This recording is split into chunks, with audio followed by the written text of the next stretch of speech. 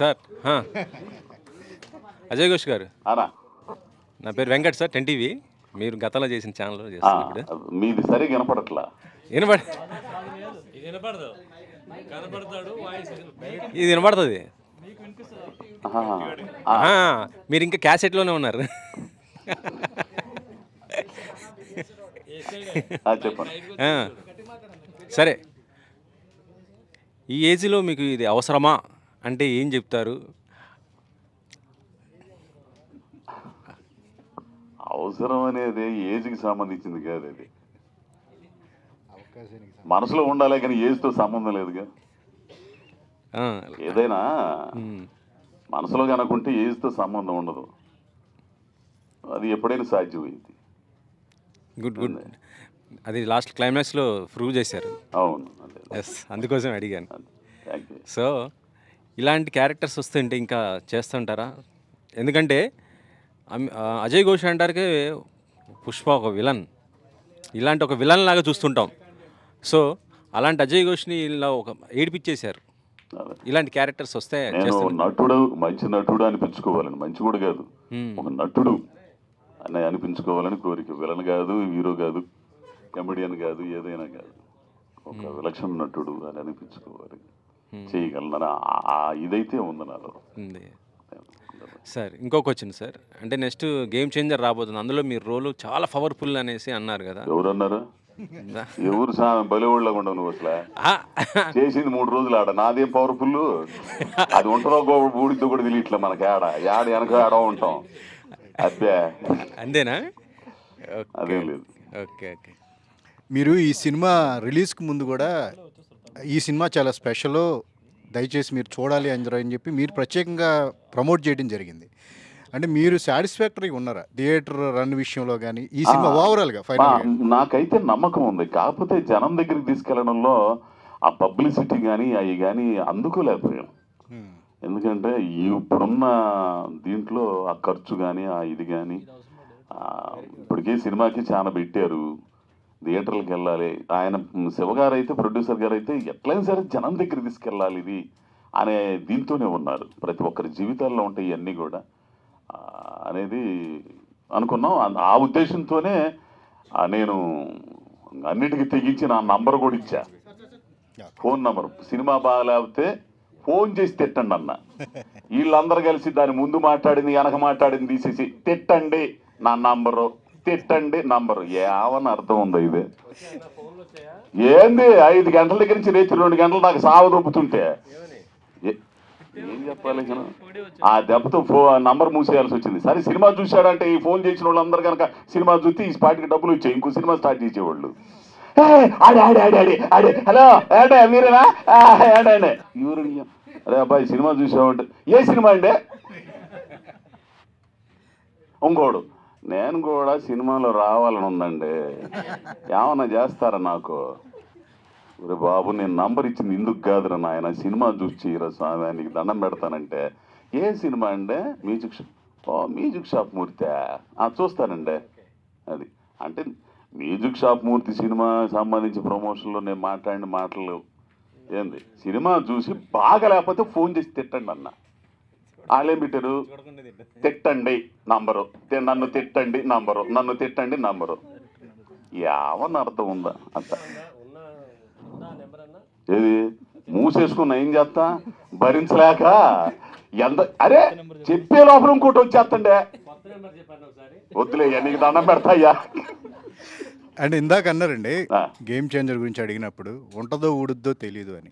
అంటే సినిమాల అవకాశాల విషయంలో జేబ్ సాటిస్ఫాక్షన్ ఉంటుంది కానీ జాబ్ సాటిస్ఫాక్షన్ తగ్గిందనిపిస్తుందా ఒక సీనియర్ ఆర్టిస్ట్గా మీకు అవకాశాల పరంగా కూడా? నేను కొన్ని సినిమాలు మాత్రం సాటిస్ఫై అవుతున్నానండి. చెప్పేది ఏముంది, ఇప్పుడు రంగస్థలం, పుష్ప, ఒక నన్ను మెయిన్ విలన్గా ఇంట్రడ్యూస్ అయిన గురువు గారు పూరి గారి జ్యోతిలక్ష్మి. ఆ తర్వాత చేయగలుగుతున్నాడు, అమ్మ చెయ్యాలా ఇదిరా అని కసి తీసుకొచ్చినాడు వివేకాత్రేయ.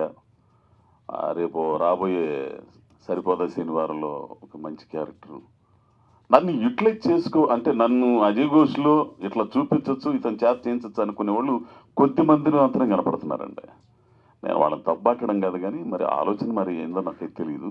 నేనైతే చేయడానికి రెడీగా ఉన్నానండి.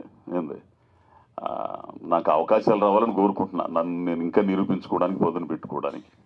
డైరెక్టర్ శివ గారు, ఇందాక అజయ్ ఘోష్ గారు మాట్లాడుతూ తీసిందే మళ్ళీ మళ్ళీ తీస్తున్నాడు, విసిగిస్తున్నాడు అని అన్నారు. ఏంటండి, ఎందుకు అలా తీయాల్సి వచ్చింది? అంటే మీకు తెలిసిందే కదండి, నేను డెబ్యూ ఫస్ట్. సో ఆ ఇన్సెక్యూరిటీ అనేది ఉంటుందండి ఇనిషియల్గా. సో నిదానంగా పోను అది ఏమి దాని గురించి రండి, అదే చెప్తున్నా. డెబ్యూ వల్లనే కొంచెం 2-3 షాట్లు ఎక్కువ తీసి పెట్టుకుంటే మన ఎడిటింగ్లో కొంచెం చేసుకోవచ్చు అనే దాని గురించి అండి 100%. అది ఇప్పుడు ఏంటంటే ఈ సినిమా కంప్లీట్ అయ్యేసరికి అది ఎంతవరకు తీయాలి, ఏం తీయాలి అనేది ఫుల్ క్లారిటీ వచ్చేసిందండి. నెక్స్ట్ సినిమాకి అది రిపీట్ అవ్వకుండా చూసుకుంటాను. అజయ్ ఘోష్ గారు మైక్ తీసుకో.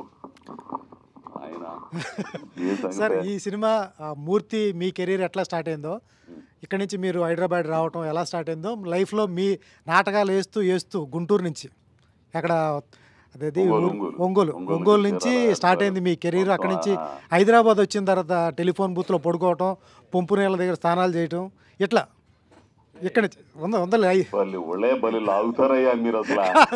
కాదు. ఎట్లా అనిపించింది మీ లైఫ్కి, ఆ సినిమాకి రిలేటెడ్ అనిపించింది ఎప్పుడన్నా? అనిపించిందండి. చాలా సంఘటనలు మామూలు కాదు. నిజంగా ఈ మన రఘు, మాటీవి రఘు ఉన్నాడు కదా, అతను నాకు చాలా ఇదిగా ఉండేవాడు. ఇక్కడ వాళ్ళది చిన్న అన్నగారిది ఎస్టీడీ బూత్ ఒకటి ఉండేది అక్కడ, మన ఆ సందులో యూసుఫ్ కూడా ఉంది కదా, యూసుఫ్ కూడా కాదు ఎల్లారెడ్డి కూడా ఆ సందులో ఉండేవాడు. 11-12 గంటల దాకా మూసేసేవాళ్ళు. ఆ చిన్న దాంట్లో పడుకునేవాడిని. తెల్లారుజామున లేచిపోయి ఆ పంపు దగ్గర నీళ్లు పోసుకునేవాడిని. ఇట్లా చాలా అంటే ప్రతి ఒక్కరి జీవితంలో ఉండేయండి. గొప్ప చిరంజీవి గారు, మోహన్ బాబు గారు, ఇట్లాంటి పెద్ద ఆర్టిస్టుల జీవితాల్లోనే ఎన్నో కష్టాలు, ఎన్నో ఇది ఉన్నాయి. మన ఒక ఇంటర్వ్యూలో మన చిరంజీవి గారు సబ్బుని ముక్కలన్నిటినీ కలుపుకొని ఒక ముద్ద చేసుకొని స్నానం చేసేవారు. అంటే ఎంత పరాకాష్ఠ చూడండి. ప్రతి జీవితం అంటే ఒక్కో జీవితంలో ఒక్కో రకంగా ఉంటుంది. ఆ గాఢత అనేది మనసులు కరిగించే విధంగా ఉంటాయి, కొన్ని ఆహా అని అనుకునేటట్టు ఉంటాయి. అట్లాంటి జీవితం నా జీవితంలో చాలా ఉన్నాయి. ఈ మూర్తి జీవితానికి నాకు చాలా సామ్యత కూడా ఉంది, సారూప్యత. ఆమెన గారిని చూస్తుంటే మీ సాంబలక్ష్మి గారు గుర్తొచ్చారా? ఖచ్చితంగా సాంబలక్ష్మి గుర్తుకొచ్చింది. ఇప్పుడు రాబోయే ముందు కూడా తగాద పెట్టుకుంది. ఏందా నువ్వు సంపాదించలేవా, నేను వెళ్ళిపోతాను బా ఓవర్కాయ ఏందని గొడవ పెట్టుకుంది. ఇప్పుడు నాతో ఒక గొడవ దగ్గర, ఏంది నువ్వు పెట్టేది, నేను చేసుకోగలలే అంటే. ఆ ఫెరోషియస్ అంటే ఒక స్వతంత్ర భావాలు, కష్టంలోంచి వచ్చింది ఆమె కూడా. అయ్యో ఆమెనండి మెయింటెనెన్సా ఏంది, నేను ఇప్పుడు ఏదైనా అడగాలని డబ్బులు ఆమెను అడిగి తెచ్చుకోవాల్సిందే. సార్ శివగారు, సార్ ఇప్పుడు ఆయన హ్యాండిల్ చేయడం అంత ఈజీ ఏం కాదు. అక్కడే తిడతా ఉంటాడు. ఇప్పుడు స్టేజ్ ముందు ఇంతమంది ఉన్నారు, అట్లా మాట్లాడేస్తున్నాడు ఓపెన్గా. ఒక్క సీన్ బాగోపోతే అక్కడే అందరి ముందు తిట్టేస్తారు. దాని బదులు దాన్ని తిడుతున్నప్పుడు మీరు కొంచెం ఇబ్బంది ఫీల్ అవుతుంటారు లొకేషన్లో అందరి ముందు. అదేనా మరి ఈయనెందుకు వేరే వాళ్ళు తెలితే బాగుంటుంది అనిపించలేదా? ఎప్పుడో నాకు తెలిసి 2019లో చెప్పినట్టున్నారు ఆయన కథ ఇది. లేదండి, తిట్టడం అంటూ అదేం ఉండదండి. అది కొంచెం హార్ష్గా ఉంటుంది కానీ తిట్టడాలు అనే పర్సనల్గా ఏమి ఉండదండి. ఏదైనా సరే సినిమాకి రిలేటెడ్గాను ఇంప్రూవైజేషన్ కోసం ఆయన అనే మాటలు కొంచెం హార్ష్గా ఉంటాయి అంతే తప్పితే అది తిట్టడం లేకపోతే అది కాదండి. నేను బూత్ తిట్టడాలు అట్లాంటివి ఉండవు. నేను ఖచ్చితంగా ఉన్నట్టు మాట్లాడతాను. అంటే గొప్ప సినిమా గురించి ఎంతో కొంత అనుభవం ఉందిగా. పడతా ఉండవు. ఎంతోమంది దగ్గర చేసాము, చూస్తాను సినిమాలు. ఒరే స్వామి, అది ఇది కాదురా స్వామి, ఎందుకు వచ్చిన గొడవలు, టైం వేస్ట్, బొక్క. మళ్ళీ నిర్మాతకు కూడా బొక్కేగా. నువ్వు తీసింది మళ్ళీ 12 గంటలకు తీసి ఎందుకురా స్వామి అని నేను అడుగుతా. ఎవడైనా అడుగుతా. ఇప్పుడు ఆ షార్ట్ పడదని సంగతి పక్క పోయి కెమెరామన్ షార్ట్ పడతా ఎందుకు అనవసరంగా అని చెబుతుంటాడు. అయినా కానీ ఎండో ఏంది అది దాని దగ్గర నేను గొడవ పడుతుంటా, అరే బాబు వద్దురా బాబు అని. అంతేగాని నేను తిట్టినా, నేను మాట్లాడినా, నేను ఇది చేసిన అవతలోళ్ళు దాన్ని తీసుకునే విధానం నాకు తెలుసుంటేనే అవతలోళ్ళు కొంచెం అంచనా వేస్తాను నేను. ఈడు ఎదురు తిరిగి ఏందా బొమ్మకో నువ్వేందే అని అన్నాడు అనుకో, మనం ఇది తీసి ఎక్కడ పెట్టుకోలేకను ఏంది, అట్లాంటి వాడు కాదని తెలిస్తేనే చెబుతాం. అది చాందిని గారు నా వైపు చాందిని చౌదరి తెలుగు తెరకి తెలుగు అమ్మాయి పరిచయం అయ్యారు. కలర్ ఫోటోలో మీరు మీ అద్భుత నటన చూసి ఎక్కడో ఉంటారనుకున్నాం. తెలుగు నిర్మాతలు మిమ్మల్ని ప్రోత్సహించట్లేదా? తెలుగు సినిమా ఆఫర్స్ రావట్లేదా? ఏంటి వెనకబాటుతాను? ఇది ఈ ప్రశ్న నాకన్నా మీరు అవకాశాలు ఇచ్చే వాళ్ళని అడిగితే అది సమాధానం రావచ్చు. బికాజ్ నేను కూడా రిసీవింగ్ ఎండ్లోనే ఉన్నా కాబట్టి. కానీ వచ్చే సినిమాలు వస్తూనే ఉన్నాయి. మంచి ప్యాషనేట్ ఫిల్మ్ మేకర్స్ ఎప్పుడు నాతో పనిచేయడానికి ఇష్టపడుతున్నారు. కొత్త సినిమాలు చేసేవాళ్ళు ఇష్టపడుతున్నారు. కొంచెం భిన్నంగా ఉన్న స్క్రిప్ట్స్ కానీ భిన్నంగా ఉన్న క్యారెక్టరైజేషన్స్ కానీ చేయటానికి ఇష్టపడుతున్నారు. సో ఒక పరంగా మంచిదే, ఒక పరంగా మీరు అడిగిన క్వశ్చన్ కూడా వాస్తవే. చూద్దాం.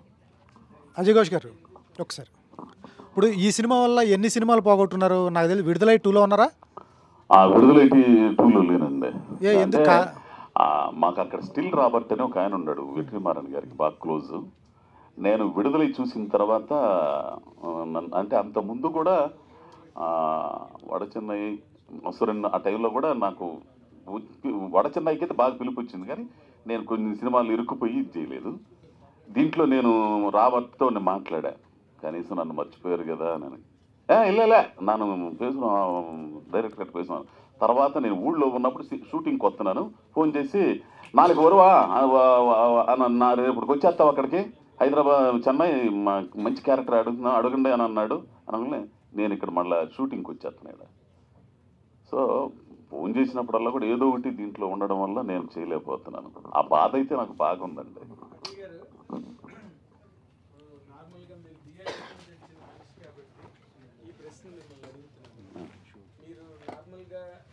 చాలా స్ట్రగుల్ అయ్యే పొజిషన్ నుంచి ఈ రోజు ఇంత రేంజ్కి రీచ్ అయ్యారు.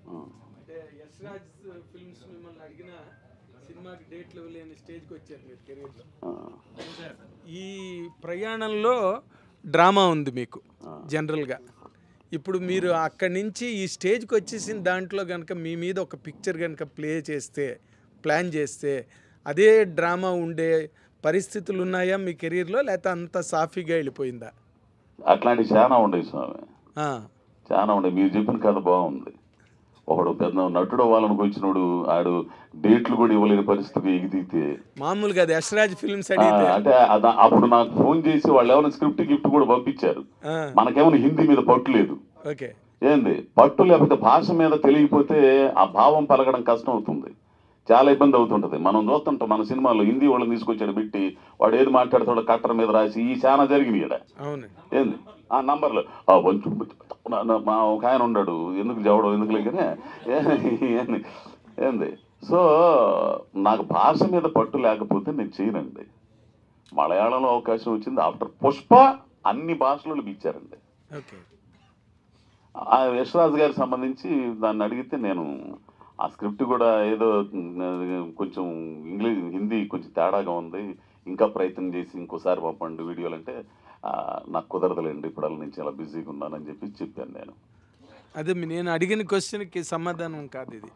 అంటే నార్మల్గా ఇప్పుడు మీరు ఆర్టిస్ట్గా సక్సెస్ అయ్యి ఒక రోజు ఒక ఇమేజ్ ఏదో ఒక మార్క్ వచ్చిన తర్వాత ఈ రోజున మీరు ఈ స్టేజ్కి వచ్చారు కదా, డేట్స్ ఇవ్వలేని ఫర్ ఎనీ రీజన్, హిందీ రాకపోవచ్చు, ఇంకోటి కావచ్చు. ఈ మధ్య ఈ పీరియడ్లో ఈ సినిమాలో ఉన్న ఇలాగే మీ సినిమా తీస్తే ఈ నాటకీయత పండే సందర్భాలు ఉన్నాయా? మీ ఖచ్చితంగా పండిద్దండి. మంచి కథ బాగా చెప్పారు, పాయింట్ మీరే చేయండి కథ, నేను చేస్తాను. తర్వాత ఈ సినిమా క్యారెక్టర్ చేయడం అంత సులభం కాదండి, ఎందుకంటే ఇది ఒక బయోపిక్ క్యారెక్టర్ లాంటి క్యారెక్టర్ ఇది. అవును, అందరి జీవితాలకు సంబంధించి ఒక బయోపిక్ క్యారెక్టర్ అది ఎవరిదైనా కావచ్చు. మీరు ఇందాక అన్నట్టుగా అందరి జీవితాల్లోని ఆ సందర్భాలు ఉంటాయి స్ట్రగుల్ పీరియడ్లో. కానీ అసలు నార్మల్గా ఈ క్యారెక్టర్ని మీరు ఇంత బాగా చాలా న్యాచురల్గా ఎక్కడ యాక్ట్ చేస్తున్నారు అనిపించకుండా చేశారు.